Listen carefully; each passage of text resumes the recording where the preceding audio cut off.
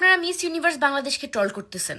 হ্যাঁ, যেই মেয়েটা আমাদের দেশকে একটা মিস ইউনিভার্সের মতো বিউটি পেজেন্ট কম্পিটিশনের মধ্যে টপ 1-এ নিয়ে গেছে, আপনাদের সবার ভোট পেয়ে নিজের যোগ্যতা দিয়ে, তাকে আপনারা যোগ্যতার জন্য অ্যাপ্রিসিয়েট না করে, তাকে সেটার জন্য প্রশংসা না করে আপনারা বিকিনি পরার জন্য ট্রল করতেছেন।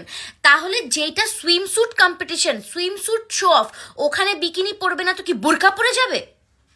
মানে what the hell is this? আপনাদের চিন্তা ভাবনা পোশাকের উচ্চতা, পোশাকের মাপ পর্যন্ত কেন সবসময় আটকায় থাকে? একটা মেয়ে যে এতটা কষ্ট করে, এত বছর স্ট্রাগল করে সে একটা এত ভালো একটা প্ল্যাটফর্মে বাংলাদেশকে রিপ্রেজেন্ট করতেছে, আপনারা সেটাকে নিয়ে অ্যাপ্রিসিয়েট না করে আপনারা পোশাক নিয়ে জাজ করতে গেছেন যে ও কি পড়তেছে না পড়তেছে। এতটা এতটা পিছিয়ে কিভাবে আছেন আপনারা? আপনাদের উচিত বাংলাদেশ একটা বড় একটা জায়গার মধ্যে, একটা ওয়ার্ল্ডের একটা ইম্পর্টেন্ট একটা জায়গার মধ্যে বাংলাদেশ রিপ্রেজেন্ট হচ্ছে, বাংলাদেশকে সবাই চিনতেছে, অন্য নজরে দেখতেছে, জানতেছে, সেটাকে আপনাদের সাপোর্ট করা, সেটা নিয়ে আপনাদের অ্যাপ্রিসিয়েট করা, সেটা নিয়ে আপনাদের প্রশংসা করা।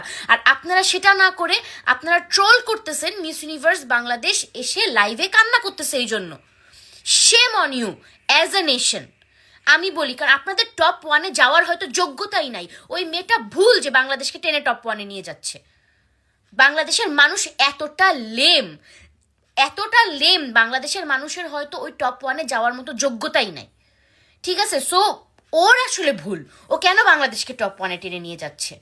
আপনারা যেখানে সাপোর্ট করবেন, আপনারা সাপোর্ট না করে আপনারা কেন বিকিনি পরেছে এটা নিয়ে আপনাদের প্রবলেম। মানে কোন দেশে থাকি?